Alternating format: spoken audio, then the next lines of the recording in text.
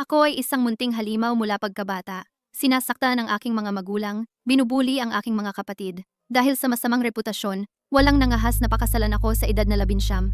Kaya kailangan kong pakasalan ang biyudong punong arkibista, Arthur Sterling, bilang kanyang ikalawang asawa. Bago pumasok sa pamilya, akala ko gagawin kong matakot sa akin ang mga Sterling. Gawin silang mapod sa akin tulad ng ginawa ng aking madrasta. Ngunit hindi ako maalis-alis. Pagkapasok ko sa pamilya, Isang maliit na batang nakarosas na mahiyain ang humila sa laylayan ng aking palda. at ipinilit ang kalahating pirasong candy sa aking palad.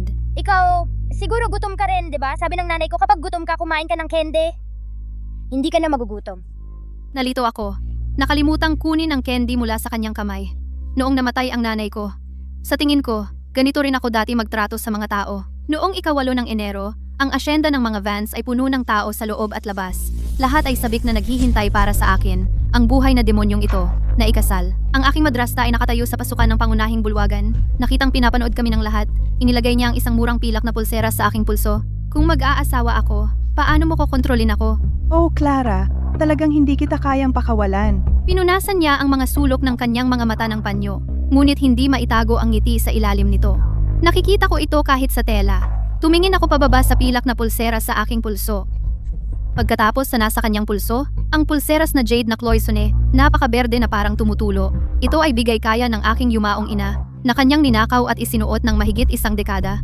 Kung ganoon ina, ibibigay mo ba sa akin ang isang ito? Naniniwala si Clara na papayag ka. Kung sasabihin mong hindi, nanay, sasabihin ng mga tao na hindi ka mabuting ina. Maaaring kanselahin ang kasal ngayon. Ano sa palagay mo, nanay? Nanginginig si Beatrice sa buong katawan. Hinila niya ng malakas ang pulseras mula sa kanyang pulso. Masyadong masikip. Kailangan niyang hilahin ito ng ilang beses bago natanggal. Eto, kunin mo. Bilisan mo at kunin ito. Ang bait mo, nanay. Ang pagiging anak mo ng mahigit 10 taon ay talagang pinakamagandang swerte na naranasan ko. Sabihin mo sa tatay ko para sa akin. Aalis na ako ngayon. Ngumiti ako sa aking ina sa ama. Ang kanyang mukha ay kumikibot pa rin. At ang aking mahal na tatay ay nakaupo sa bulwagan kasama ang mga kamag-anak. Sa itaas doon. Hindi man lang naglakas loob na tumingin sa akin. Si Yaya Higgins, na nasa tabi ng aking ina sa ama, ay mabilis na sumigaw. May tao, halika agad. Dalhin siya sa karwahe ng bagong kasal. At ganoon ako naging ikalawang asawa ni Arthur. Ngunit, ang aking pinagpalitan ng panata ay isang kahoy na kalapati lamang. Walang galit sa akin si Arthur. Sumang-ayon din siya sa kasal. Ngunit siya ay nasa mabuting kalooban ng hari. Siya ay kasama ng kanyang kamahalan sa royal na paglilibot. Pagkatapos ng paglilibot, kailangan niyang asikasuhin ang mga ruta ng kalakalan. Wala siyang oras para makipagpalitan ng panata sa akin. Bukod pa roon, wala siya sa buong taon. Ilang beses lang siya umuwi sa 1 taon. At siya ay sinumpa na maging biyudo, kaya napunta ako sa magandang kasal na ito. Ang pagpapakasal sa lalaking ito, hindi ko na siya kailangang makita araw-araw at magpanggap. Wala nang away sa aking ina sa ama. At ako na ang mamamahala sa asyenda at gagastos ng pera ayon sa gusto ko. Kahit paano ko ito isipin, wala akong nakikitang disbentaha. Pagkatapos ng seremonya, sumunod ako sa attendant ng kasal at pumasok sa silid ng bagong kasal sa ilalim ng maawaing tingin ng mga bisita. Ang mga pulang kandila ay nagpapaliwanag sa silid. Ang canopy ng kasal ay may burda ng mga pagpapala para sa isang mahaba at mabungang lahi. Ang mesa ay puno ng tradisyonal na matatamis sa kasal. Kahit saan ay maligaya, kahit saan ay abala. Si Arthur ay may isang anak na lalaki at isang anak na babae, kasama ang kanyang yumaong asawa, 2 anak. Leo at Mia. Sa sandaling iyon, sina Leo at Mia ay sumusunod sa attendant ng kasal papasok sa silid. Sila ay hinihila ang kanilang mga paa. Bakit ang bagal nyo? Bilisan nyo at magsilbi ng tsaa sa bagong ginang Sterling? Kasama ng pagsasaway, pumasok ang isang nakangiting mukha. Nakita ng babae ang 2 bata na masyadong natatakot lumapit. Inabot niya ang kamay at hinugot ang isang lumang pilak na hairpin mula sa kanyang buhok at isinaksak ito sa likod ng leeg ni Leo. Ito ay isang mahinahong galaw. Ngunit nanginginig ng malakas ang buong katawan ni Leo. Ang kanyang kamay na may hawak na tsaa ay nanginginig kaya natapo ng ilang patak. Kumibot ang aking talukap. Ang babaeng ito ay si Beatrice, ang pangalawang hipag ni Arthur. Bago ako nagpakasal, narinig ko na sinasabi ng mga tao, ang mga Sterling ay isang pamilya ng mga iskolar at lahat ay mabait. Inakala ko na ang mga Sterling ay isang malinis na pamilya at ako ang magiging dahilan ng gulo. Pero ngayon nakikita ko, ang mga chismis ay parang bibig ng matchmaker. Maraming ingay lamang. Naglabas ako ng upuan para kay Beatrice at ngumiti sa harap ng mga katulong. Beatrice, ano ang nagdala sa iyo rito ngayon? Beatrice? Ang paraan ng pagtatakda mo ng mga patakaran. Baka isipin ng mga tao na ang mga anak ng Sterling ay binili mula sa labas. Clara. Ikaw. Nako, ang daldal ko. Beatrice, huwag mo akong pansinin. Pakiusap, maupo ka. Hinarang ko ang galit ni Beatrice, kaya hindi niya ito mailunok o mailuwa. Kung magpapatuloy siya, magmumukha siyang hindi makatwiran. Sumulyap si Leo sa akin, pagkatapos kay Beatrice, at ibinaba ang kanyang mga mata. Dinala niya ang tsaa. Nakayuko ang kanyang likod, ngunit hindi ang kanyang pagkatao. Ginang Sterling, pakiusap, uminom kayo ng tsaa. Muling tumingin ako sa kanya. Itaas mo ang iyong ulo, tingnan kita. Mukhang ayaw ni Leo itaas ang kanyang ulo. Noong lumapit si Mia sa tabi niya, saka lamang niya pinisil ang kanyang mga labi at humarap sa akin. Gayunpaman, hindi siya tumingin sa aking mga mata. Leo, ang cute mo. Napakaayos at matuwid. Hindi inasahan ni Leo na sasabihin ko iyon. Natulala siya. Pagkatapos ay tumingin ako kay Mia. Mia, mabuti ka ring bata. Kumurap si Mia. Naghalungkat siya sa kanyang manggas ng ilang sandali. Sa wakas, naglabas siya ng kalahating piraso ng candy. Basag ang candy, nakabalot sa wax paper, kupas na ang kulay. Tumayo siya ng nakatiptoe. Gutom ka rin ba? Sabi ng nanay ko, kapag gutom ka, kumain ka ng candy para hindi ka nagutom. Natigilan ako sandali. Noong kabubukas pa lang ng nanay ko. Dati, ginaganoon ko rin ang mga tao tulad ng ginawa niya. Leo, inabot at itinulak pababa ang kamay ni Mia na may hawak na candy. Bago pa man mahulog ang candy, sinunggaban ko ang buong basag na piraso at kinain ko ito agad. Okay lang, hindi naman panis. Pinagpag ko ang mga mumo sa aking mga kamay. Nasa pagkabigla pa rin si Leo, si Beatrice, na nakatayo malapit, ang unang nagsalita. Ang dalawang batang iyan ay parang pipi. Sobra ka talagang mag-alala, Clara. Akala niya, nakikialam ako. Ano ang sinasabi mo, Beatrice? Tumingin ako sa kanya. Ang mga bata ay parang pipi. Sino kaya ang nagsara ng kanilang mga bibig? Walang masabi si Beatrice. Ang mga katulong sa likuran niya ay lahat nagbaba ng kanilang mga ulo. Kung gayon, hindi na ako mag-aaksaya ng iyong oras. Clara, maraming bisita ang naghihintay sa labas. Kumibot ang sulok ng bibig ni Beatrice. Umikot at umalis. Mas mabilis ang kanyang mga hakbang kaysa noong dumating siya. Sumunod ang dalawang bata kay Beatrice. Ngunit pagkatapos ng ilang hakbang, sila ay bumalik ng mag-isa. Lumapit si Mia sa akin at nagtanong, "Nanay, Nandito ka ba para protektahan ako? agad lumambot ang aking puso. Nahihiya, niyakap ko siya. Sa palagay ko, pagkatapos, tumingin ako kay Leo. Nakatayo pa rin siya sa malapit, parang isang poste na kahoy. Ikaw? Gusto mo rin bang ituring ako bilang iyong nanay? 10 taong gulang na ako.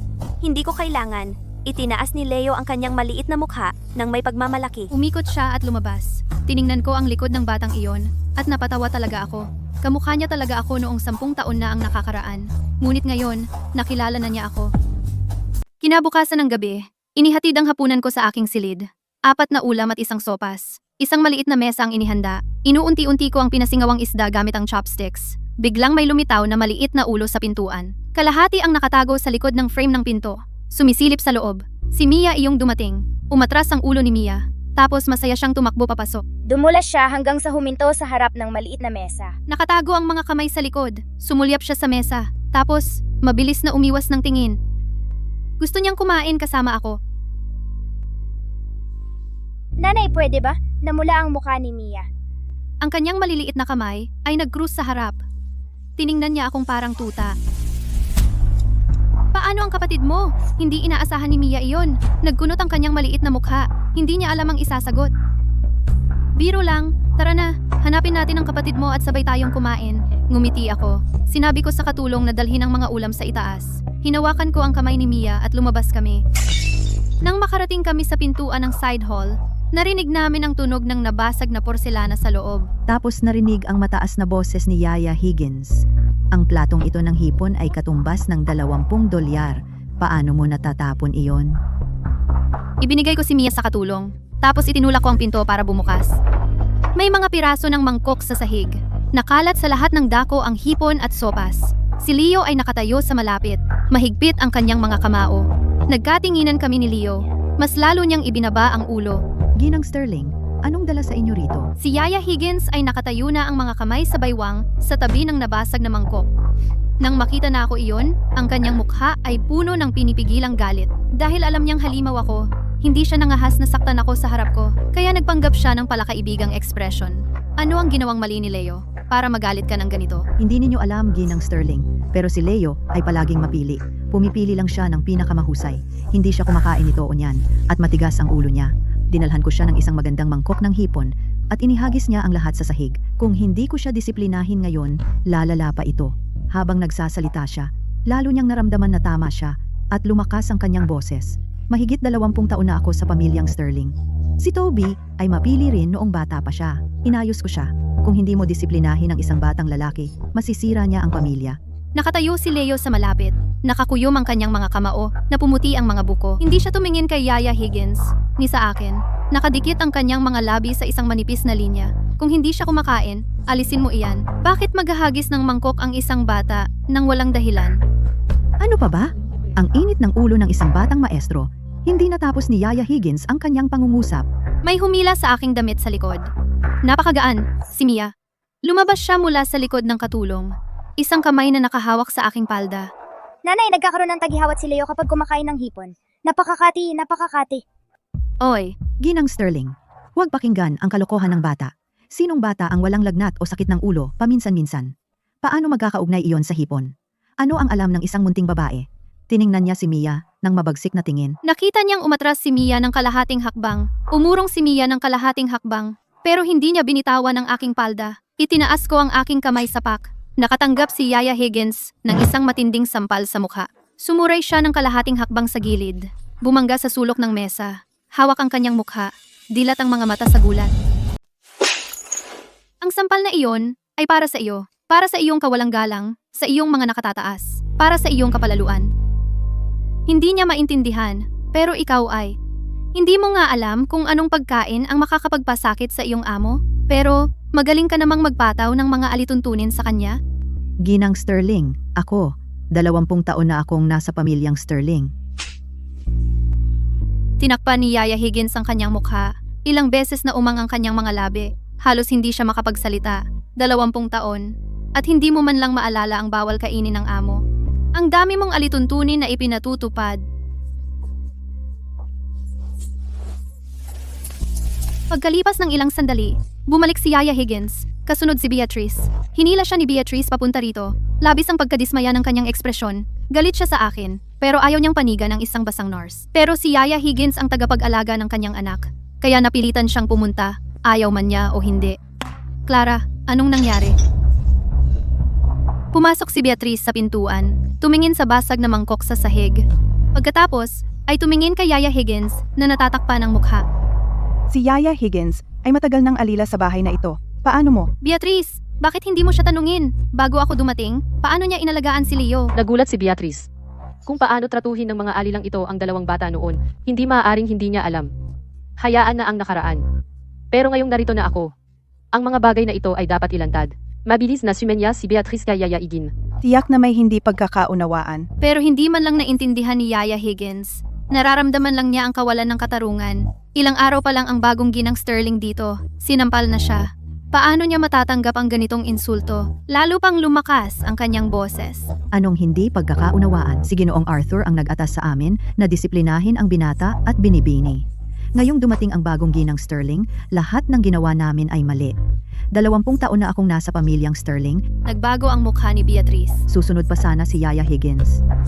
Nawalan na ng kontrol ang mukha ni Beatrice. Nawala na ang aking dignidad. Pupunta ako sa bulwagan at hihingin kay Ginoong Edward na ayusin ito. Tama na. Walang oras si Ginoong Edward para sa mga ganitong bagay sa bahay. Hinawakan ni Beatrice ang braso ni Yaya Higgins. Hinila niya pabalik. Kung kumalat ito sa bulwagan, iisipin ng mga tao na nagmamataas ang basang nurse ng pamilya at inaapi ang bagong kasal. Mawawalan ng mukha ang buong pamilyang Sterling. Pagpasok ko sa patio, narinig kong may pagngangalit na sinabi ni Beatrice kay Yaya Higgins. Bakit mo siya kailangang galitin? Hindi mo ba narinig? Kahit ang sarili niyang ama ay hindi siya ginagalit sa kanilang tahanan. Nawala ang mga yapak. Tumayo ako at isinara ang pinto.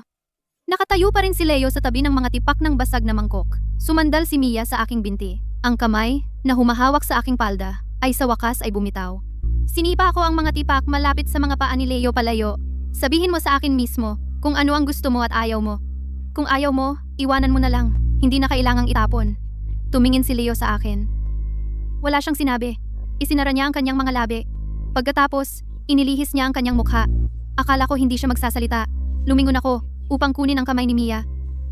Mula sa likuran ay may narinig na mahinang tunog. Nang gabing iyon, nakatulog si Mia na hawak ang aking kamay. Kinabukasan ng umaga, tinawag ko ang dalawang bata sa aking silid. Inihanda ko ang almusal. Mas maaga, nagtanong ako sa ilang matatandang katulong. Mahilig si Leo sa isda at baboy na matamis at maasim. Mahilig si Mia sa osmanthus cake at sticky rice lotus root. Mahilig siya sa lugaw na pulang beans. Mga simpleng putahe lamang. Pero dati, halos hindi sila makakaupo sa hapag. Ang panig ni Beatrice ang namamahala sa pangunahing kusina. Lahat ng magagandang pagkain na pupunta kay Toby. Ngayon, inilatag ko lahat. Ang maliit na mesa ay puno. Nagtiptoe si Mia at nakita ang osmanthus cake. Nagningning ang kanyang mga mata sandali lang. Pagkatapos, mabilis siyang tumingin sa ibaba. Umupo siya ng tuwid at maayos. Nakatayo si Leo sa tabi ng mesa. Sumulyap siya sa mga putahe. Pagkatapos, tumingin siya sa akin.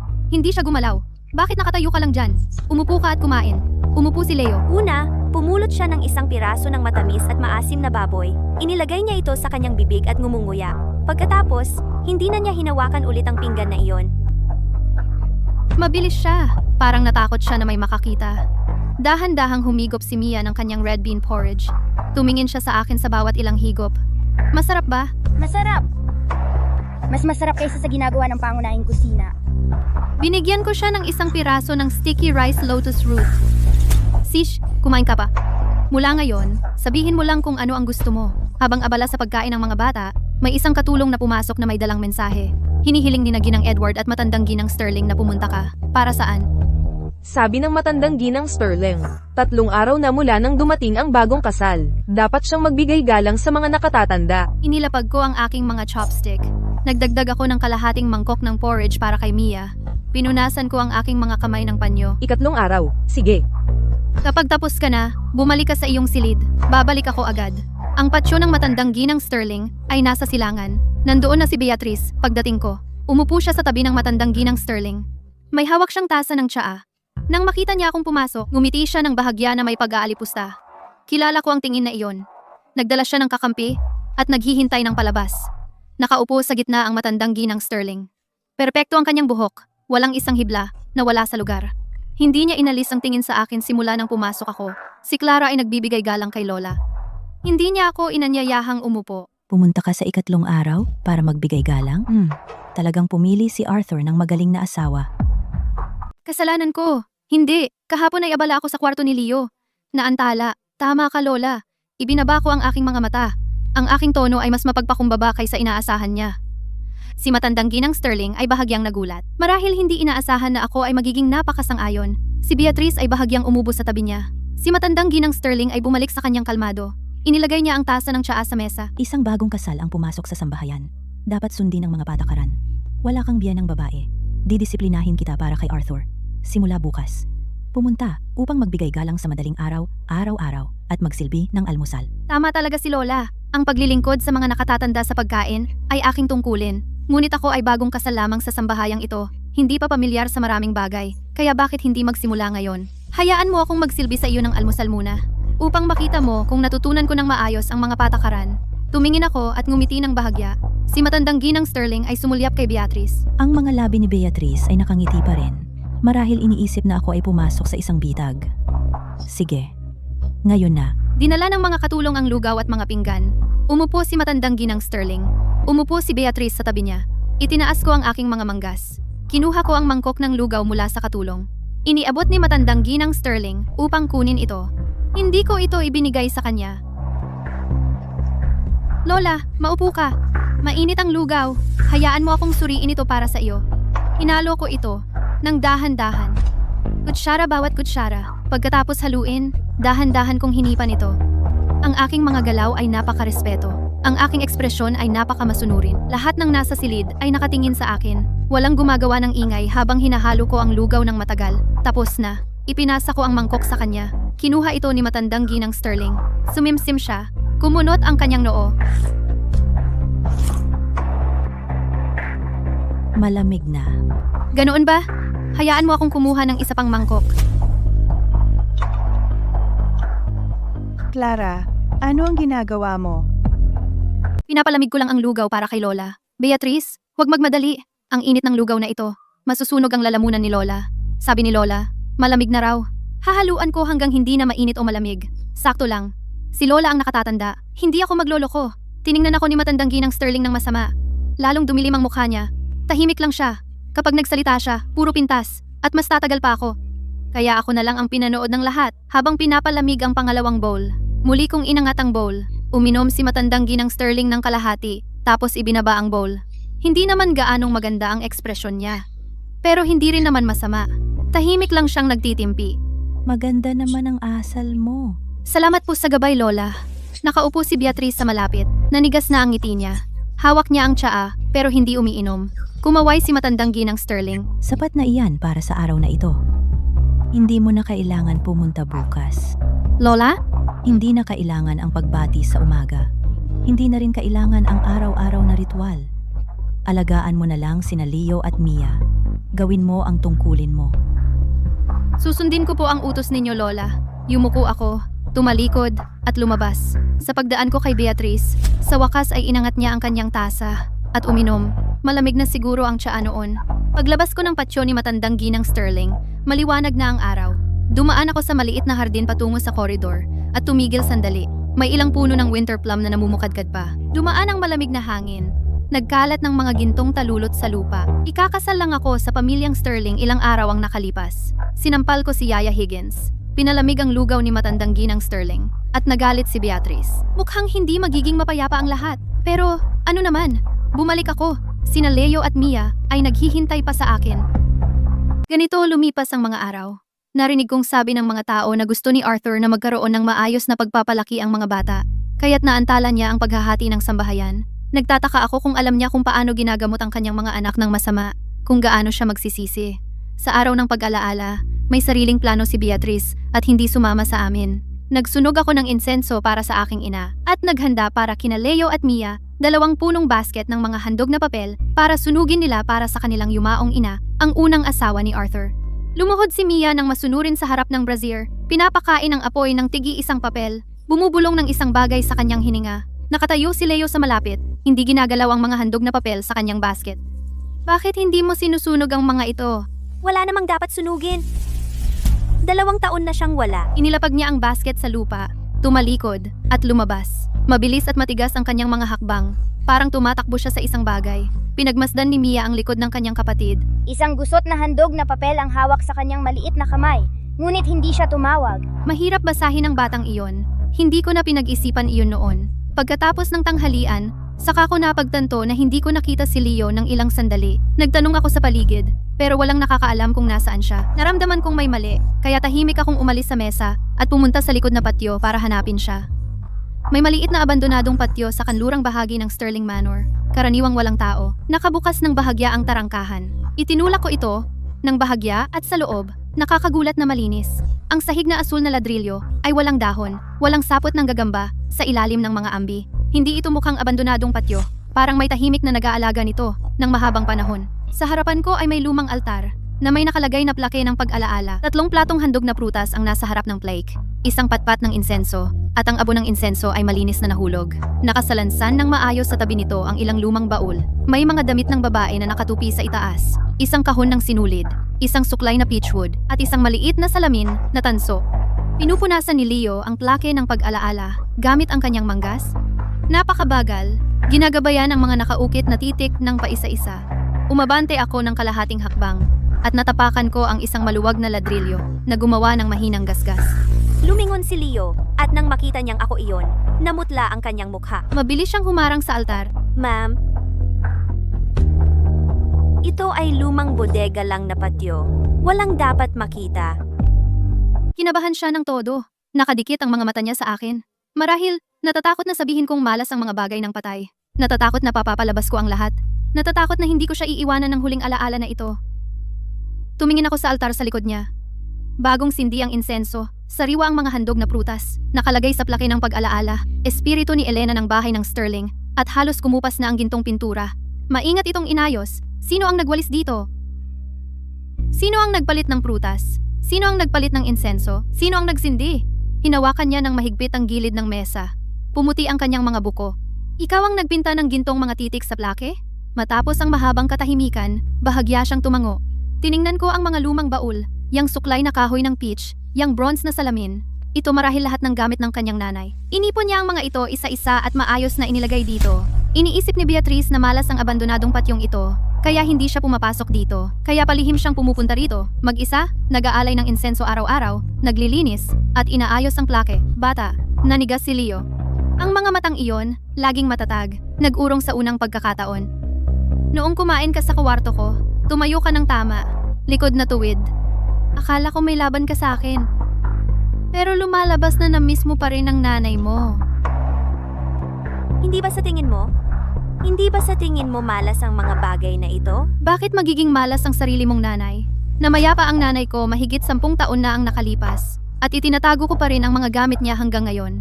2 taon kang nagsindi ng insenso para sa nanay mo. Araw-araw na alay, lahat ay maayos. Sa gayong pagiging anak na matapat, papupurihan ka pa ng tatay mo kapag bumalik siya. Masaya ako rito. Bakit ko ito ituturing na malas? Walang sinabi si Leo. Inilayo niya ang kanyang mukha. Umangat na umangat ang kanyang lalamunan. Sa pagkakataong ito, hindi takot tawanan ang nanggaling sa labas ng patio. Ang mga bata ng angkan ay naglalabas ng lumulutang na parol. Pinulot ko ang gintong papel mula sa lupa, hinipan ang alikabok, at sinabi, "Hindi mo na kailangang pumasok ng palihim sa patyong ito. Pumunta ka kahit kailan mo gusto. Kung kailangan mo ng insenso o alay, sabihin mo lang. May sapat tayong pera para magsunog ng mga handog na papel para sa nanay mo habang buhay." Tahimik si Leo ng matagal. Napakatagal na akala ko, tatalikod siya at aalis muli. Okay, May lumang patio sa kanlurang bahagi ng manor, kung saan dati nakatira si Elena. Ipapakita ko sa iyo. natulala pa rin ako. Si Beatrice ay nagdala na ng maraming babae sa patio. Nang makita niya ako at si Leo, kumislap ang mga mata ni Beatrice at bigla siyang nagalit. Oh, Clara, anong ginagawa mo dito? At bakit nandito na naman ang batang ito? Clara, ngayon ay araw ng pag-alaala at namimiss ng bata ang kanyang ina. Natural lang na pumunta siya at magbigay galang. Hindi niya intensyon na galitin ka. Mapagbigay ka. Kaya, huwag mo naman siyang sisihin. Tiningnan ko si Beatrice at ang mga babae sa likod niya na nagbubulungan, nakakunot ang noo at nagbubuntong hininga. Bigla kong naunawaan ang lahat. Ito ay isang plano ni Beatrice. Ang lahat ng usapan tungkol sa paglilibot sa hardin at pagbisita sa lumang patio ni Elena, lahat ito ay bahagi ng kanyang plano. Si Leo ay pumupunta rito araw-araw upang mag-alay ng insenso. Alam na niya ito noon pa, ngunit sinadya niyang dalhin ang lahat dito sa araw ng pag-alaala. Ang layunin niya ay ipakita sa lahat kung paano ko minamaltrato ang anak ng unang asawa. Pinilit ng stepmother ang anak na magtago sa inabandonang patio upang magbigay galang sa kanyang ina. Kumakalat ang balita at si Arthur ay walang magagawa kundi pirmahan ang papeles ng diborsyo. Tingnan ninyo ang abo ng insenso. Yumuko si Beatrice at pumitas ng kaunting abo. Nag-shh bilang pagtutol. Clara, dapat kong sabihin, lumampas ka na. Natural lang na namimiss ng bata ang kanyang ina. Bakit mo siya pinagkaitan na gamitin ang bulwagan ng mga ninuno? Pinilit mo ang bata na magtago sa isang lugar na ganito. Hinila niya si Leo, papalapit sa kanya. Kumikislap ang tagumpay sa kanyang mga mata. Ang mga babae sa pintuan ay tumingin kay Beatrice. Pagkatapos ay sa akin. Unti-unting nagbago ang kanilang mga tingin. Sa totoo lang, hindi ito ang unang beses na ako ay na-set up. Noong huling pagkakataon, siniraan ako ng aking stepmother sa harap ng angkan. Tinatawag akong ligaw at mahirap pakisamahan. Ano ang ginawa ko noon? Pinagbubugbog ko siya sa harap ng lahat. Clara, itigil mo ang kalokohan mo. Itigil mo na ngayon din. Dumating ang tatay ko upang makialam at pinagbubugbog ko rin siya. Sinabi niya na ako ay pasaway at mahirap pakisamahan. Maigi nang tuparin ko ang reputasyon. Tumayo ako, handa nang sumabog. Ngunit biglang nakatakas si Leo sa hawak ni Beatrice. Umurong siya, tumabi sa akin. Nagkuyom ng kamao si Leo. Hindi malakas ang kanyang boses, ngunit malinaw ang bawat salita. Hindi ganoon ang nangyari. Ako mismo ang humingi ng patyong ito. Ako mismo ang nagsindi ng insenso. Hindi sinabi ni Ginang Sterling na hindi ako pwedeng pumunta. Ngayon, naghanda pa siya ng mga handog na papel para sa aking yumaong ina at hiniling na dalhin ko ang mga ito kay nanay. Si Beatrice ay nagulat. Nagulat din ako. Talagang ipinagtatanggol niya ako. Si Beatrice ay nagsisignalan sa kanya ng baliw. Leo, paano nangyari iyon? Tinakot ka ba niya? Huwag kang matakot. Hindi! Tita Beatrice, nag-overthink ka. Hindi maintindihan ni Beatrice kung bakit hindi natutulad sa plano niya. Nakatitig lang siya ng walang magawa, nalilito. Nakikita ng mga nakatatanda na misunderstanding lang ito. Lahat sila ay nakahinga ng maluwag. Mabilis nilang inayos ang mga bagay at hinila si Beatrice palabas. Beatrice, hindi ba sinabi mong may nakuha kang isang batch ng masarap na tsaa? Tara, tikman natin. Ang mga boses ay humihina. Ang patio ay tahimik. Tumingin ako kay Leo. Gusto ko siyang tanungin kung kailan si Beatrice lumapit sa kanya. At kung bakit siya nagpalit ng panig sa huling sandali. Pero hindi ako nagtanong sa huli. Gusto kong hintayin siyang magsalita muna. Si Leo ay tahimik ng matagal. Sa wakas, tumingin siya sa akin. Talaga bang tingin mo ay hindi malas ang mga gamit ng nanay ko? Oo, ganoon. Talaga bang hindi mo iniisip na malas ang patyong ito? Kung may magreklamo na malas ito, hayaan silang lumapit sa akin. Ibinaba niya ang kanyang ulo. Parang ngumingiti. Halos hindi gumalaw ang sulok ng kanyang bibig. Ang kurba ay halos hindi nakikita. Nang tumingin siyang muli, ang kanyang mga mata ay medyo pula. Ngayon, hiniling ni Tita Beatriz na manatili ako sa patyo. Huwag kang pumunta, sabi niya. Hahanapin mo ang lugar na ito maaga o huli. Itinatago ko ang mga bagay na iniwan ng nanay ko ng matagal na panahon. Sinabi ni Tita Beatriz na itatapon mo ang mga ito maaga o huli. Kaya nagtanong ka tungkol sa akin? Oh, Kaya naniniwala ka ba sa sinabi niya o sa nakita mo mismo? hindi ko alam. Binuksan mo ang pintong ito, nakita ang plake ng pag-alaala, at nakita ako. Kung nagpakita ka kahit kaunting pag-ayaw, hahawakan ko ang mga bagay na ito. Walang itatanong at walang sasabihin. Tumingin siya sa akin. Medyo mamula-mula ang kanyang mga mata, pero may matigas pa ring ekspresyon. Pero hindi mo ginawa. Tinanong mo kung sino ang nagwalis ng sahig, kung sino ang nagsindi ng insenso. Wala pang nagtanong tungkol sa mga bagay na iyon. Siya ay napakalungkot at gayon paman, napakapagmataas. Leo, yumuko ako para makipantay sa kanya. Sa 19 kong taon, tinawag akong halimaw, pinagchismisan, at pinalayas. Hindi ako nang api sa isang batang naaalala ang kanyang nanay. Hindi dati, at tiyak na hindi sa hinaharap. Gumalaw ang kanyang lalamunan, pero wala siyang sinabi. Hindi mo kailangang matakot o magtago. Iniabot ko ang aking kamay. Hindi mahalaga kung saan nahuhulog ang abo ng insenso o kung mag-aalok ka pa ng ilang prutas. Ang nanay mo ay maayos sa patyong ito at mananatili siyang maayos. Bumalik ka. Naghihintay si Mia na sunugin ang mga handog na papel. Inihanda ko na ang bahagi mo. Tiningnan ni Leo ang aking kamay. Matapos ang mahabang sandali, iniabot niya at hinawakan ito. Pagkatapos noon, nalanta si Beatriz. Ang kanyang 13 taong gulang na makulit na si Toby ay naglalaro pa rin. Sa gabi ng pista ng pag-aani, kami ni Leo ay nagsabit ng parol ng buwan sa harap ng plake ng pag-alaala ng yumaong ina niya. Pagdating namin sa bahay, nakita namin si Mia na nakaupong mag-isa sa bakuran sa ilalim ng matandang puno ng akasya. Umiiyak, hawak ang isang pipit na alay na papel. Ang papel ay punit at may ilang butas. Nang makita niya kami ni Leo, mabilis na tumayo si Mia at dumamba sa aking mga bisig. Kinuha ko siya at pinunasan ang kanyang maruming maliit na mukha. Sino ang nagpasama ng loob ng aking munting Mia?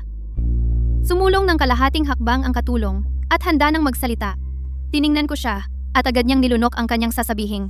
Gustong marinig ni nanay mula sa iyo. Tumingin ako pababa kay Mia. Nakakunot ang maliliit na kilay ni Mia. Ilang beses gumalaw ang kanyang mga labi at lalong namula ang kanyang mga mata. Kahit papaano ay nakatayo na si Leo sa likuran niya. Hindi siya nagsalita. Inilapag lang ang kamay sa kanyang balikat. Tumingin si Mia kay Leo. Pagkatapos ay tumingin sa akin. Biglang nangliyad ang kanyang bibig. Kinuha ni Toby ang alay na papel na tinupi ko para kay nanay. Hindi ko ibinigay sa kanya kaya tinapakan niya ito at itinulak ako. Itinaas niya ang sirang alay na papel na iyon at inialay sa akin. Nanay, hindi ko binitawan. Magaling ka. Mas matapang kaysa kay nanay. Hinila ko siya papasok sa aking mga bisig. Binuhat ko siya, inilapag sa aking kandungan, at hinintay siyang tumigil sa pag-iyak bago nagsalita. Mia, bata ka pa. At hindi sapat ang pagiging matapang, kaya kailangan mong matutong maging mas matalino sa kanya. Tumingin sa akin si Mia. Namumula pa ang kanyang mga mata, pero tumigil na siya sa pag-iyak. Ang pagiging mas matalino ay hindi tungkol sa pagkatakot sa kanya. Ito ay tungkol sa pagpili ng tamang sandali. Gamitin ang iyong talino kapag sinaktan kanya ulit at huwag mo siyang harapin ng direkta. Umilag. At kapag umikot siya, ikaw at si Leo ay patiruin siya. Itulak siya sa likod at hayaan siyang mahulog ng malakas. Sumandal si Leo sa pintuan, umangat ang kanyang bibig. Nang makita kong nagbabago ang langit at nagsisimula ng bumuhos ang ulan, hindi ko pwedeng palamigin ang mga bata, kaya isinantabi ko muna ang issue ni Toby. Nang gabing iyon, humiga si Mia sa aking kama. At sa labas, lumalakas ang ulan, hahampas sa mga tile, umaalingaw-ngaw ng malakas. Umupo si Leo sa paanan ng kama, nakasandal sa dingding, tahimik at hindi umaalis. Ibinako ang aking boses. Sinabing, dati akong nakikipag-away sa aking stepbrother, pero hindi ko siya hinarap ng harapan. Mas malakas siya kaysa sa akin, at kapag sinaktan niya ako, masakit. Pero hindi siya kasing talino ko. Kaya laging ako ang panalo. Inilabas ni Mia ang kanyang mukha mula sa kumot at tinanong kung paano ako nanalo. Dahil takot siya sa insekto, dinikit ko ang isang insekto sa kanyang panloob. Mahilig siyang magsumbong, kaya unang nagkalat ako ng tinta sa kanyang mesa. Pagkatapos siyang sumigaw, itinulak ng aking stepmother ang pinto para lang makita na pinunit niya ang aking kaligrapiya at ibinabad sa isang palanggana ng tubig. Namilipit ang bibig ni Leo. Isang beses, naglagay siya ng tripwire sa bakuran para patumbahin ako. Nag-iwas ako at itinali ko ulit ito sa hagdan ng sarili niyang pinto. Tumakbo siya para magsumbong at nahulog siya ng pasubsob sa flower bed, nakakapataba lang ng madrasta. Napatawa si Mia ng malakas, pagkatapos ay mabilis na tinakpan ang kanyang bibig. Itinuro ko sa iyo ang lahat ng ito hindi para maghanap ka ng gulo, kundi para malaman mo na kapag ikaw ay dehado, nasasa iyo pa rin ang iyong talino. Kung hindi tama ang timing, magpigil ka. Maghintay ng pagkakataon. Tinapik ko ang kanyang noo. Isang putok at maaalala niya ito. Tumango ng mariin si Mia. Tahimik si Leo, ngunit maliwanag ang kanyang mga mata sa dilim. Umulan, buong gabi. Kinabukasan, nagliwanag. Ang bluestone sa bakuran ay basa pa. Hindi ko inaasahan na sina Leo at Mia ay napakabilis kumilos. Sa sandaling iyon, hinahanap ko sina Beatrice at matandang ginang Sterling upang hingin ang libro ng account at susi ng vault. Mula nang magpakasal ako sa pamilya, hindi nila ako pinayagan na makita ang vault. Tuwing tatanong ako, laging may dahilan sila. Ngayon, wala sa kanila ang mga susi. Bukas, umuwi na ang accountant sa kanyang bayan. Sa susunod na araw, year-end inventory at hindi maginhawa para sa mga tagalabas na makisali. Hindi ko naman pinaplano na maging matiyaga. Ngayong tapos na ang pagpapanggap, hindi na ako magiging magalang. Ngayon, kailangan kong makita ito. Ngunit sina Beatrice at matandang ginang Sterling ay walang pakialam. Ang isa ay sumasipsip ng tsaa at ang isa ay nagpapalit ng paksa. Tumanggi na ibigay sa akin ang mga susi. Habang tayo ay nagtatalo, biglang sumabog ang kaguluhan sa labas. Isang katulong. Pumapasok siya ng nadadapa. Naku! Nahulog si Toby sa kanal! Biglang tumayo si Beatrice. Ibinaba ng matandang ginang Sterling ang kanyang tsaa. Kinuha niya ang kanyang tungkod at lumabas. Sumunod ako sa likod ng mga tao. Lumabas kami ng patio. Nakaupo si Toby sa pasukan ng eskinita, puno ng putik. May gasgas siya sa mukha. May mga bulok na dahon ng gulay na nakadikit sa kanyang buhok. Ang tuyong kanal ay naging sabaw ng putik dahil sa ulan kagabi. Mukha siyang hinugot mula sa basurahan. Nakatayo sina Mia at Leo sa kabilang dulo ng eskinita. Pareho silang malinis na parang bagong ligo. Nasa kamay pa ni Mia ang kalahating pulang laso sa buhok. Nakalabas sa manggas ni Leo ang isang sulok ng laro ng PC. Hinawakan ni Beatrice si Toby at hinila papunta sa kanya. Lumingon siya at tinitigan si Leo. Tinulak mo ba siya? Tumakbo si Toby ng mag-isa habang naglalaro kami ni Leo ng PC sa pasukan ng eskinita at bigla siyang dumating para kunin ang mga iyon pero sobrang bilis ng takbo kaya hindi siya nakatigil. Nagsisinungaling ka? Tinrip nila ako nanay kaya palo mo sila. Sumigaw si Toby hanggang sa pumiyok ang boses niya. Pinunasan ni Beatrice ang putik sa mukha ni Toby gamit ang panyo. Matapos ang ilang punas, inihagis niya ang panyo sa lupa. Tumayo siya at tinitigan ako. Clara, nakita mo rin na sinaktan ng dalawang batang iyon si Toby ng ganito, kaya may utang ka sa akin na paliwanag. Beatrice, anong uri ng paliwanag ang gusto mo? Kung ang dalawang bata ay nakaupo lang sa eskinita naglalaro ng PC, o kaya'y sumugod si Toby para kumuha ng isang bagay at hindi niya napigilan ang sarili. Huwag mong ilipat ang usapan. Pag-usapan natin ang libro ng account. Ilang araw ko nang hinihingi kay Beatrice iyon. Sabi niya hindi pa raw handa. Dahil nandito si Lola ngayon, bakit hindi mo nalang dalhin ang libro ng account ngayon? At titingnan nating linya sa linya sa harap niya. Hindi pa natin naaayos ang away ng mga bata. Tapos na ang usapin ng mga bata. Masyadong mabilis tumakbo si Toby at nadulas sa lumot. Wala nang ibang masisisi tungkol sa libro ng account. Tinatanggihan mo ako. Dahil nandito tayong lahat ngayon, ayusin na natin ito minsan. At para sa lahat. Maliban kung takot kang ipakita ang mga iyon, umubo ang matandang ginang Sterling. Tiningnan ako ni Beatrice, saka ang matandang babae. Hawak ng matandang babae ang kanyang tasa ng tsaa, walang sinasabi at hindi siya pinipigilan. Nagngalit ang mga ngipin ni Beatrice. Pagkatapos ay lumingon at naglakad papunta sa patio. Kung gusto ni Clara nang makita ang mga iyon, sige. Nakasalansan ang libro ng account, kalahating talampakan ng kapal. Ipinadala ni Beatrice ang mga ito sa mesa ng pangunahing bulwagan. Narito ang huling 3 taon. Kung gusto ni Clara tumingin, pwede siyang maglaan ng oras. Binuksan ko ang una. Maayos ang mga unang pahina, pero sa isang entry, may tinta na pumahid. Binago ang entry na iyon, at ilang pahina ang pinunit. Ang mga gilid ay bako-bako. Nagtaas ako ng kilay, at iniharap ang libro ng account kay Beatrice. Beatrice, Bakit maraming pagbabago? Ilang taon na ang nakalipas. Hindi ko maalala. Talagang hindi ko maalala. Nagbukas ako ng isa pang libro na itinuro ang punit na pahina. Kaya saan napunta ang pahinang ito? Hindi ito maaaring galing sa mga daga. Ang mga daga ay ngumunguya sa mismong pahina na may mga numero. Natahimik si Beatrice. Sa likod niya, si Yaya Higgins ay hindi napigilang umusad ng kalahating hakbang. Bumuka lang ang kanyang bibig. Tiningnan ko siya. Agad siyang umatras. Ang kalahati ng kanyang mukha ay namamaga pa. Kung hindi mo matandaan, Beatrice, ibigay mo na ang susi ng vault. Hindi tugma ang mga account. Tingnan natin kung magkano ang natitira sa vault. Dapat, iyon ay tugma. Clara, hindi naman sa ayaw kong ibigay ang mga ito. Pilit na ngumiti si Beatrice. Mas malala pa ito kaysa sa pag-iyak. Marami sa vault, porselana at seda. Ikaw lang ang mag-iisa. Paano kung may masira? Ako ang mananagot sa anumang sira. Kung masira, babayaran ko gamit ang aking bigay kaya. Nanindigan ako. Pinipilipit ni Beatrice ang kanyang panyo. Nagpadyak si Yaya Higgins dahil sa pagkadismaya. At sa wakas ay ibinaba ni matandang Ginang Sterling ang kanyang tasa. Ang kalansing ay mahina, ngunit natahimik ang buong silid sandali. Biglang may mabilis na yabag mula sa labas. Pumasok ang isang katulong, gulong-gulo. May masamang nangyari. Ginoong Arthur. Bumalik na si Ginoong Arthur. Biglang tumahimik ang bulwagan. Bahagyang nagbago ang ekspresyon ni Beatrice. Umurong ng kalahating hakbang si Yaya Higgins. Ang kamay ni matandang Ginang Sterling ay nakalutang pa rin sa kung saan niya inilapag ang tasa. Lumingon ako at tumingin sa pintuan. Bumukas ang pinto ng patio. Sa takip silim, may nakatayong tao. Si Arthur ay nakasuot ng bahagyang luma na opisyal na robe. Pagod mula sa paglalakbay. May hawak siyang latigo sa pagsakay. Siya ay matangkad. Kahit isang sibil na opisyal, ilang taon siyang nagpapatrol, kaya hindi mahina ang kanyang pangangatawan. Habang nakatayo siya roon, sumulyap siya sa karamihan sa patio at tumigil sa mga libro ng account sa harap ni Beatrice. Pagkatapos, sa namamagang pisngi ni Yaya Higgins.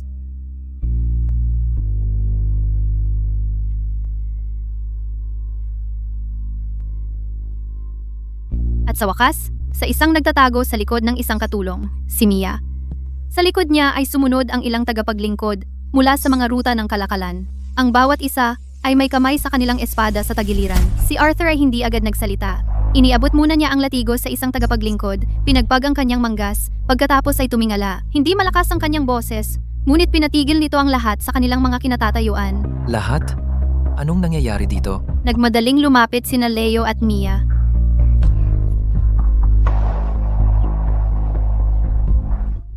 Yumuko si Arthur at niyakap ang dalawang bata. Medyo nakatupi ang kanyang manggas na nagpapakita ng lumang peklat sa kanyang pulso. Habang hinahawakan ang dalawang bata, ang kanyang mga mata ay kalmado at tahimik, ngunit may utos na walang galit. Ang isang sulyap niya ay nagpatahimik sa maingay na silid. Sa aking kamay, nakakapit pa rin ako sa kalahating set ng mga susi na kinuha ko mula kay Beatrice. Ang mga susi ay nakakuyom sa aking palad. Hindi lamang ako hindi nagpaluwag ng hawak, lalo ko pa itong hinigpitan. Ngunit sina Beatrice at matandang Ginang Sterling ang unang nag-react. Arthur! Sa wakas ay bumalik ka. Ang bruhang ito ay isang mamamatay tao. Wala kaming ginawa kundi maging mabuti sa kanya. Ngunit siya ay walang sawang sakim. Inaapi niya kami. Nakuha na niya ang lahat ng gusto niya at gusto pa niyang agawin ang asyenda ng pamilya. Inaapi kami hanggang mamatay sa kanya. Natisod si Beatrice at nagmamadaling lumapit. Siya ay humihikbi at umiiyak. Si matandang Ginang Sterling ay sumandal din sa kanyang baston at pasuray-suray na lumakad pasulong. Pinunasan ni Beatrice ang kanyang mga mata ng panyo. Anong kasawian para sa pamilyang ito? Isang trahedya. Ang dalawang ito ay iisa ang tono. Ang may sala ang unang nag-aakusa. Nagkalat sila ng walang kabuluhan, ng walang kahit anong hiya o pamumula. Tumuwid si Arthur. Ang dalawang bata ay nakakapit pa rin sa kanyang Amerikana. Hindi binitawan. Hindi siya tumingin kay Beatrice, ni kay matandang Ginang Sterling. Ang kanyang tingin ay lumipas sa mga tao sa silid at dumapo sa akin. Clara, totoo ba ang sinabi ni Beatrice at ni Lola? Tinawag niya akong Clara. Ang kanyang tono ay walang emosyon, hindi mabasa. Inihagis ko ang mga susi sa mesa. Sa sandaling magsasalita na ako, biglang lumabas si Mia mula sa likuran ko. Ang kanyang maliit na mukha ay namula. Ang kanyang mga mata ay nananatiling pula. Nanginginig ang kanyang boses. Ngunit malinaw niyang sinigaw ang bawat salita. Nagsisinungaling sila. Hindi sila inapi ni nanay. Inapi nila si nanay. Ninakaw ni Toby ang aking mga handog na papel. At itinulak niya ako. Si Leo ay humakbang din pasulong. Hindi siya tumingin kay Beatrice, ni sa akin. Naglagay lang siya ng libro sa tabi ng tambak ng mga libro ng account. Iyon ay ang talaangkanan ng pamilyang Sterling. Ama, pakisiyasat ang mga account. At gayon din, Ama, pakibalik ang karangalan ni Ina. Hindi malakas ang boses niya, pero malinaw ang bawat salita. Tumingin si Arthur kay Leo, tapos sa akin. Malamang hindi niya inakala na ang kanyang mapagmataas at matigas na anak ay, habang wala siya, maninindigan sa akin. Nanatili ang tingin niya sa akin saglit. May gulat sa kanyang mga mata. Pero higit sa lahat, pagpapatunay. Bigla akong naging panatag. Kinilala niya iyon. Hindi ang ambag ko, kundi ang pamilyang ito. Kabilang na ako. Leo, ikaw na magsabi sa kanila. Umuna si Leo. Hindi siya tumingin kay Beatrice, ni sa akin. Tapat na nagkita ang kanilang mga mata ng kanyang ama. Tatay, hindi kailanman inapiniina si Lola o si Tita Beatrice. Sa totoo lang, si Tita Beatrice ang nanggugulo sa kanya. Noong araw ng pag-alaala, sinabi sa akin ni Tita Beatrice na magtago sa Ancestral Hall. Gusto niya akong gamitin para maakit si Ina at mahuli siya. Tapos dadalhin niya ang mga kababaihan ng angkan para saksihan. Ipapalabas na inaapi ni Ina ang lehitimong anak. Tumanggi ako at namutla si Beatrice. Leo, anong kalokohan yan? Lumingon siya at hinawakan ang manggas ni Arthur. Arthur? Hindi ko ginawa ang ganoong bagay. Tiyak na si Clara ang nagpilit. Beatrice, babaan mo ang boses mo. Binawi ni Arthur ang manggas niya. Naiwan ang kamay ni Beatrice na nakalutang sa hangin. Ang tama at mali. Kaya kong husgahan sa sarili ko. Tiningnan niya ako. May pagkakomplikado sa kanyang tingin. Kaya ngayong araw, ang pagsuri ng libro ng account at pag-aagawan ng susi ng vault. Ano ba ang ibig sabihin noon? Muli kong hinawakan ang singsing ng mga susi. Sa pagkakataong ito, wala akong naramdamang pagkakasala. Inihanda ako ng mga bata ng daan. Kung magpapatuloy akong magalang, mabibigo ko sila. Simula nang magpakasal ako sa pamilyang ito, wala akong nakita kahit isang pahina ng libro ng account. Hindi ako kailanman nakatapak sa bodega. Ngayon, malalaman ko kung saan ginastos ang opisyal na sahod ni Ginoong Arthur sa lahat ng mga taong ito talaga. Ikaw nagsasalita ka ng walang katuturan. Arthur, huwag kang maniwala sa mga kasinungalingan ng isang tagalabas. Beatrice, ingatan mo ang iyong mga salita. Pinutol siya ni Arthur. Lumingon siya sa mga tagapaglingkod sa likuran niya. Ipinakikilos niya na siya ang kanyang asawa. Walang tagalabas dito. Natanggap ng mga guwardya sa mga ruta ng kalakalan ng utos. Diretso silang pumunta sa bodega. Nang makita ito, ang matandang ginang Sterling ay nagpalingalinga ang kanyang mga mata at nahimatay pa atras.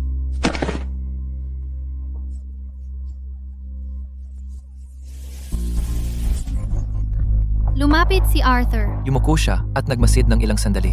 Pagkatapos ay inabot niya ang kanyang kamay. Mahinahon niyang pinindot ang philtrum ng matandang ginang Sterling. Ang matandang ginang Sterling na nagpapanggap na walang malay ay biglang nagmulat ng kanyang mga mata. Tigilan mo ako sa paggurot, tigilan mo ako. Matapos ang mahabang pagtatalo, si Beatrice at ang matandang ginang Sterling ay tuluyang nanghina. Ang opisyal na sahod ni Arthur sa paglipas ng mga taon, ang mga subsidyo para sa inspeksyon sa mga kanal, at ang taunang mga regalo ay malinaw na nakatala sa libro ng account, ngunit halos wala nang natira sa bodega. Lahat ay inilipat sa patio ng ikalawang sangay. Ang ginastos para kina Leo at Mia ay halos hindi na kailangan ng kalkulasyon. Habang nagbabasa si Arthur, lalong dumidilim ang kanyang mukha. Binaliktad niya ang huling ilang pahina. Lumilitaw ang isang punit na pahina. Ano ang nakataya sa mga punit na pahinang iyon?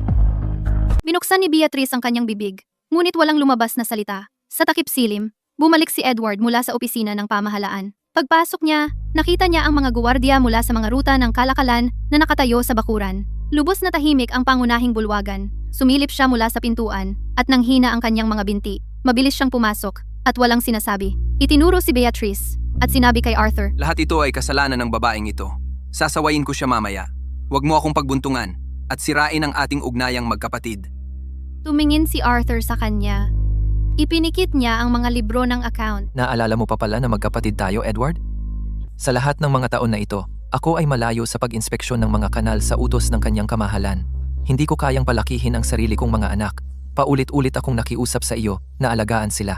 Center, ngunit tingnan mo ang ginawa mo sa kanila. Nakaramdam ng pagkakasala si Edward. Inilihis niya ang kanyang mukha. Hindi siya nangahas magsalita. Malamig na tiningnan ni Arthur silang lahat.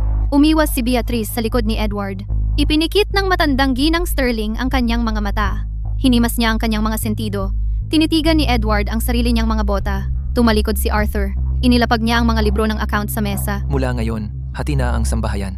Lahat ng perang ninakaw mo, kunin mo bilang paraan ko ng paggalang kay Lola. Simula ngayon, magkakahiwalay na tayo. Wala na tayong kinalaman sa isa't isa.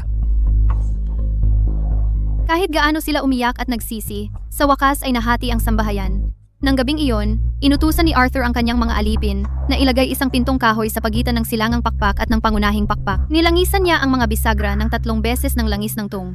upang hindi ito lumangit-ngit kapag binuksan o isinara. Ipinako niya ang isang karatula sa itaas ng pinto, sa kanyang sariling sulat kamay. Pribado, silangang pakpak, hindi maganda ang kaligrapiya, ngunit matatag ang mga guhit. Abala pa ang mga bantay pinto. Nasa pangunahing bulwagan kami ng silangang pakpak ni Arthur, nakaupo ng magkaharap. Nagbabasa siya ng opisyal na dokumento. Nagbuburda ako ng panyo. Tahimik ang silid. Si Daisy lang ang makikita mong paminsan-minsang gumagalaw. Kahit mag-asawa na kami, ito ang unang pagkakataon na ganito kami kalapit. Ang awkward at kakaiba ng pakiramdam. Medyo nagkahiyaan kami saglit. Sabay na pumasok sa silid sina Leo at Mia. May hawak na papel si Mia. Ibinigay niya ito kay Arthur na para bang kayamanan. Tatay, tingnan mo, kaligrapiya ko ito. Kinuha ito ni Arthur. Pinag-aralan niya ito sa liwanag ng kandila sandali. May bahagyang ngiti na lumitaw sa sulok ng kanyang bibig. Mas maganda pa kaysa sa isinulat ni tatay noong bata siya. Walang sinabi si Leo. Inilagay lang niya ang maliit na bordadong supot sa mesa. Itinulak ito papalapit kay Arthur. Ang supot ay may burdang ilang tangkay ng kawayan. Hindi masyadong maayos ang mga tahi. Ngunit ang bawat dahon ay gumamit ng iba't ibang kulay ng berde. Pinulot ni Arthur ang supot. Pinihit-pihit niya ito ng matagal. Tinuruan kami ni nanay. Tinuruan din kami ni nanay ng aritmetika. Mabilis na sumingit si Mia. Marahang tumango si Leo. Nagkaroon ng sigla ang silid ng matagal. Hanggang sa antukin ng dalawang bata. Inihatid sila pabalik ng katulong. Hawak ni Arthur ang bordadong supot na iyon. At lumingon sa akin. Salamat. Maganda ang pagtuturo mo sa mga bata. Hindi na kailangang magpasalamat sa akin. Hindi ba ito ang inaasahan mo?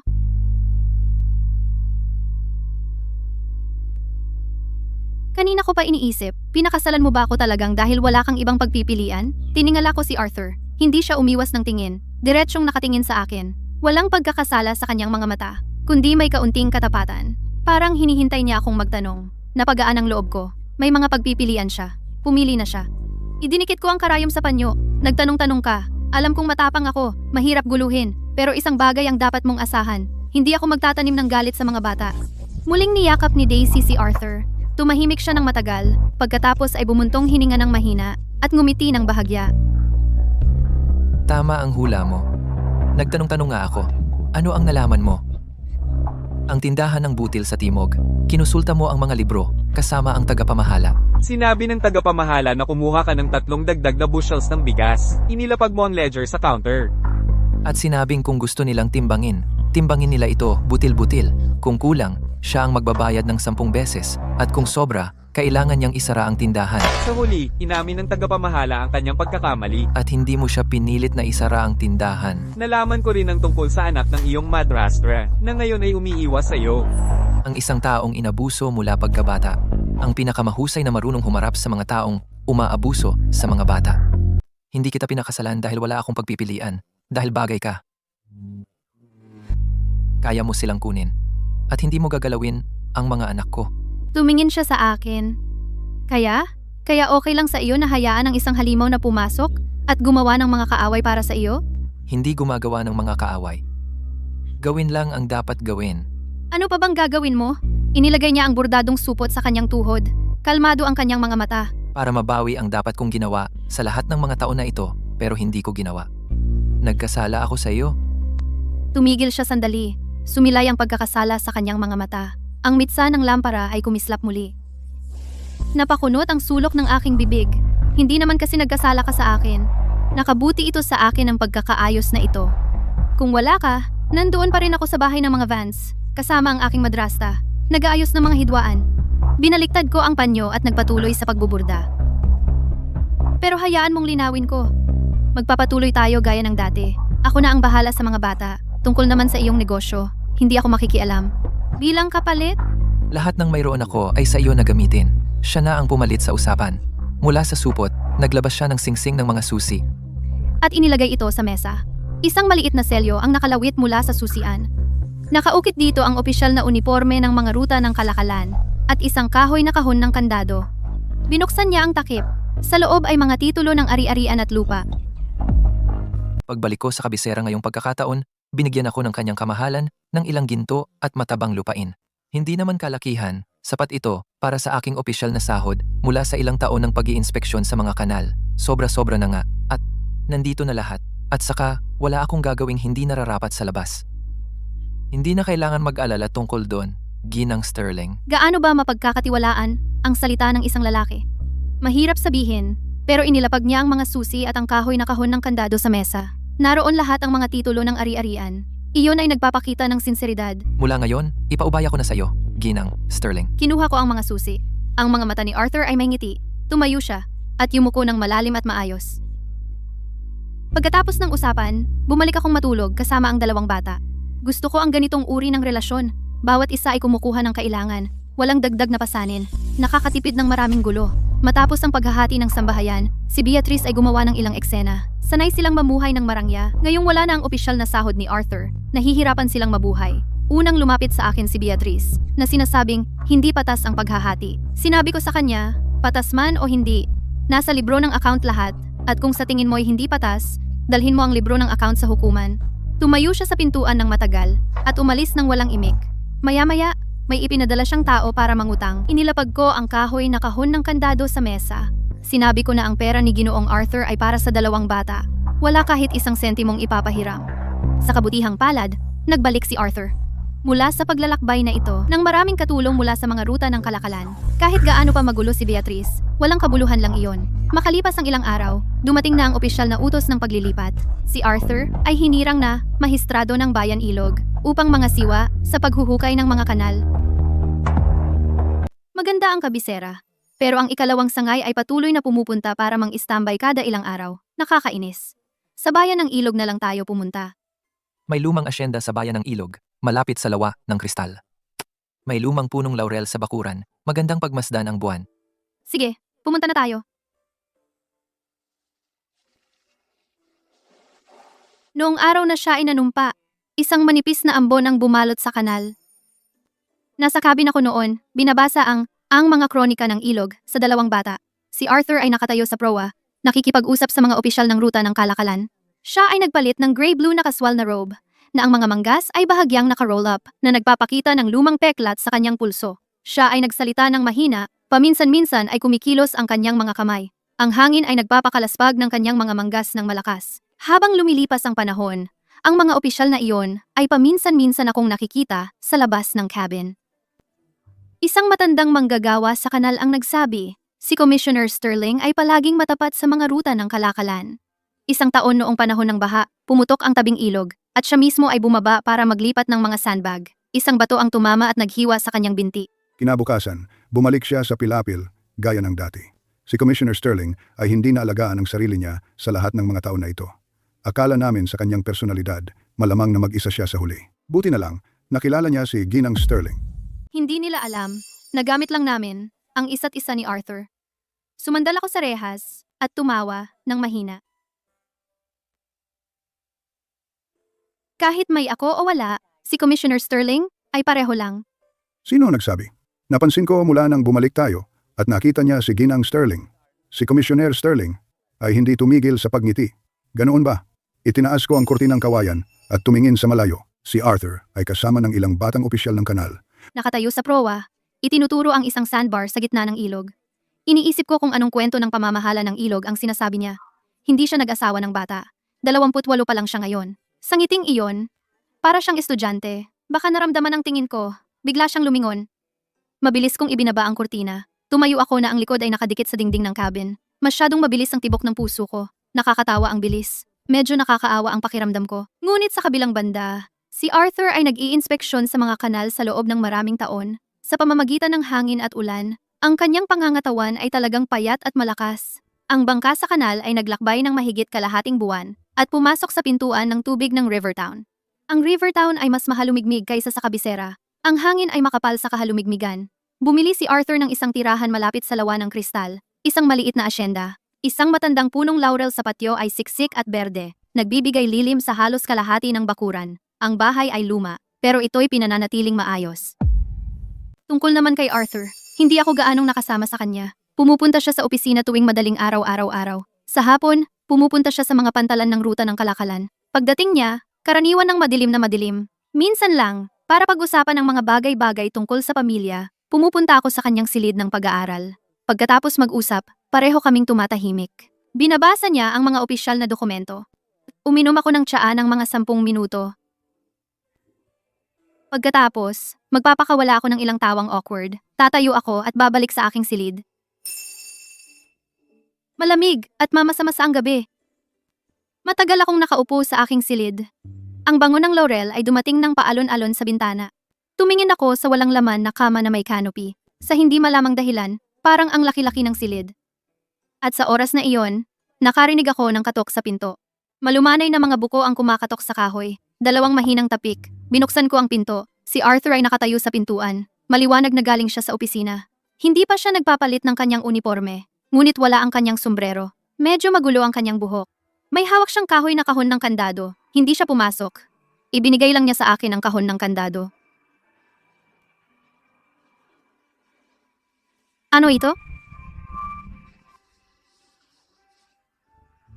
Mga titulo ng ari-arian at lupa, lata. At ang titulo ng bahay para sa asyenda na ito. Binuksan niya ang kahon ng kandado. Sa loob ay ilang papel na maayos na nakatiklop. Isang maliit na selyo ang nagpapatong sa kanila. Tumigil siya saglit. Pagkatapos, mula sa kanyang manggas, kinuha niya ang isang opisyal na liham, nasira ang selyong wax. Ito ay kopya ng utos ng paglilipat mula sa ministeryo noong nakaraang buwan. Pagkatapos ng Rivertown, baka kailangan kong pumunta pa sa Timog. Inilapag niya ang liham sa tabi ng kahon ng kandado. Ang pag-iinspeksyon sa mga kanal ay hindi katulad ng pagiging opisyal sa kabisera. Nakatayo ka buong taon. Bago tayo nagpakasal, madali lang ang buhay mo. Pagkatapos mong pakasalan ako, dinala kita sa ganitong gulo. Ang aking kapatid, ang aking hipag, si Lola. Walang sino man sa asyendang ito ang madaling pakisamahan. Kung hindi ka masaya sa Rivertown, hindi mo na kailangan pag-usapan kahit kanino. Pwede mong gawin kahit anong gusto mo. Ang nasa loob ng kahon ng kandado na ito ay sapat na para sa buong buhay mo. Kunin mo. Tumigil siya doon, at tumigil sandali. Parang may nakabara sa lalamunan niya. Nilunok niya iyon. Itinulak niya ang kahoy na kahon ng kandado palapit sa akin. Ang kanyang mga daliri ay nakadikit sa mga papeles ng diborsyo. Namumutla ang kanyang mga buko. Tumingin ako pababa sa kahoy na kahon ng kandado. Saka sa kanya. Nandito ka ba ngayong gabi para pag-usapan ang paghahati ng sambahayan? Umiling siya. Marami kang inihanda ngayong gabi. Utang ko sa iyo ito. Sa ano? Tumingin siya sa akin at biglang tumahimik. Ang mukhang iyon na kayang sumulat ng 3,000 salita sa opisyal na dokumento. Ngayon ay hindi makapagsalita, kahit isang salita. Pagkatapos ng mahabang katahimikan, nagsalita siya. Ang kanyang boses ay mas malalim at mas mabagal kaysa dati. Hindi ako magaling sa mga salita.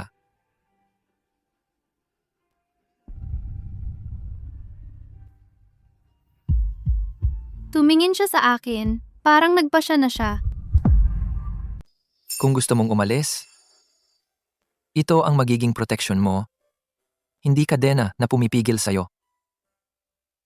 Kung handa kang manatili, Umangat ang kanyang lalagukan at direktang tumingin sa akin. Ang mga matang iyon, na kahit sa inspeksyon ng baha ay hindi kumukurap, ngayon ay halos masyadong maningning. gusto kong maging tunay na mag-asawa tayo. Wala nang iwasan, wala nang takot lumampas. Ayaw ko na araw-araw magkaharap parang may ilog sa pagitan natin. Hindi ako mahilig magsalita at hindi ako marunong mag-sweet talk. Ang lalaking sanay sa mga kanal hindi rin araw-araw uuwi. Ngunit pwedeng isama ko ang pangalan mo sa akin. Hindi bilang Clara, hindi bilang ang bahay ng Sterling. Ikaw si Clara. Lahat ng pag-aari ko mula ngayon ay sa pangalan mo na lamang.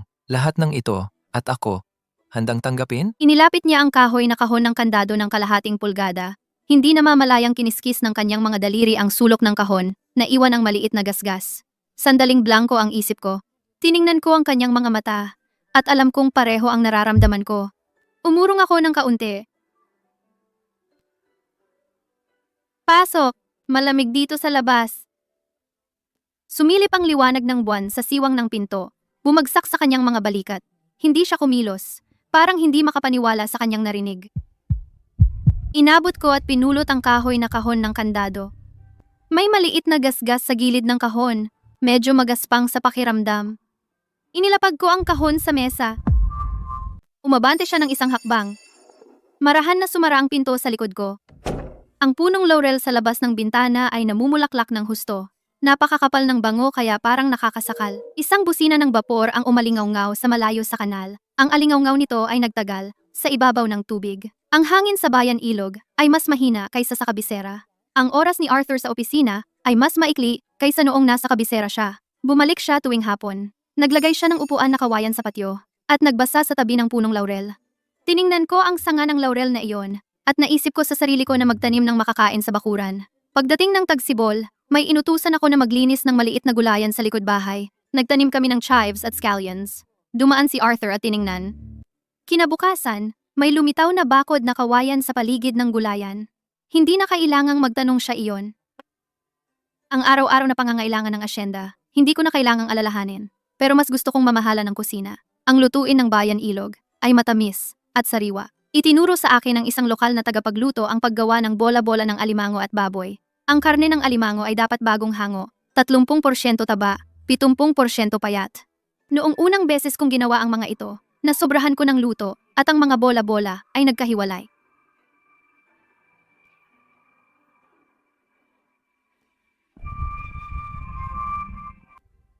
Sarap! Tahimik na tumayo si Leo at dinalhan ako ng isang tasa ng mainit na tsaa. Nanay, uminom ka ng tubig. Tiningnan ko siya. Sa mga mata at kilay ng batang ito, lahat ng dati niyang pagkamalamig ay nawala. Ang kanyang mga salita at kilos ay naging mas mahinahon, katulad ng kanyang ama, pero may kaunting lambing. Si Mia ay mas matalino at mas mapaglaro. Sinundan niya ang isang matandang guro ng boxing mula sa mga ruta ng kalakalan at natuto ng ilang depensa sa sarili. Kapag nakipag-away siya sa mga batang mas matanda ng ilang taon, hindi siya natatalo. Pero alam niya ang kanyang limitasyon. Kapag nasukol niya ang isang tao, siya ay uurong ng isang hakbang at sasabihing may ngiti, tama na ang laro ko sa iyo. Pero kapag hindi siya manalo, hindi siya nagpupumilit na maging matapang, lilingon lang siya at tatakbo. Pagkatapos ay babalik na may kasamang iba. Sinabi ni Leo na nakuha niya ito sa akin. Sinabi kong hindi ako ganoon katalas sa edad niya. Diretso lang akong dadaanan. Natuto siyang pagsamahin ng tapang at husay. Paminsan-minsan, dumarating ang balita mula sa kabisera. Kung wala ang opisyal na sahod ni Arthur, si Beatrice ay nahihirapang mabuhay. Sumulat siya upang sabihin na si Toby ay magsisimula na sa paaralan at gusto niyang tumulong si Arthur ng pera. Binanggit din niya si Leo at Mia sa liham ng mali na sinasabing na-miss niya ang mga pamangkin.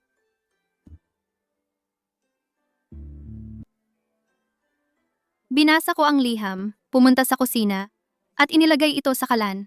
Dumikit ang apoy sa gilid ng papel, at sa isang saglit, ito ay naging abo. Bumalik si Arthur, nakita ang abo sa kalan, at nagtanong lang kung ano ang nangyari.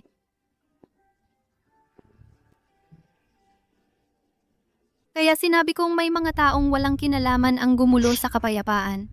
Hindi na niya ito muling binanggit, pero kinabukasan, nagpadala siya ng pinagkakatiwalaang tagapag-alalay sa istasyon ng Koreo upang sabihin sa mga mensahero mula sa kabisera na ang sambahayan ng Sterling ay nahati na. Wala na silang pakialam sa isa't isa. Pagkatapos niyang sabihin, huwag nang maghatid ng mga liham mula sa ikalawang sangay, alam kong inaalagaan niya ako at pinoprotektahan ang pamilyang ito. Nung nasa kabisera pa, pinakasalan niya ako para sa kanyang kapakinabangan. Ngayon sa Rivertown, parang ibang tao siya. Sa gabi, nakasabit ang mga parol na salamin sa patio. Umupo ako sa ilalim ng ilaw, sinusuri ang libro ng account. Natapos ni Arthur ang mga opisyal na dokumento mula sa kanyang opisina. Dinala niya ang isang upuang kawayan at umupo sa tabi ko. Pinag-aralan niya ang kanyang plano ng kanal sa ilalim ng parehong ilaw. Paminsan-minsan, aabot siya at ilalagay ang isang hibla ng buhok sa likod ng tainga ko. Kung ang personalidad ko noon ay hindi ang inaasahan mo, ano kaya ang nangyari sa atin? Kung magmumukmuk ka ulit sa akin, sasabihin ko sa iyo. Ibinaba ni Arthur ang kanyang tasa ng tsaa, tumingala, at ngumiti sa akin. Bumalik ako sa realidad. Paano ko nasabi ang ganoong katangang tanong? Inagaw ko ang kanyang libro. Ginulong ito. At marahang tinapik siya sa balikat. Sasabihin ko kina Leo at Mia na inaapi mo ako. Napatawa si Arthur. Hinawakan niya ang kamay ko at hinawakan ito. Idiniin niya ang kamay ko sa kanyang dibdib. Mainit ang kanyang palad. Ang tibok ng kanyang puso ay matatag at malakas. Aking matamis na Clara. Kaya, hindi na ako nakipagtalo sa kanya. Nagkaroon lang kami ng magandang gabi na magkasama.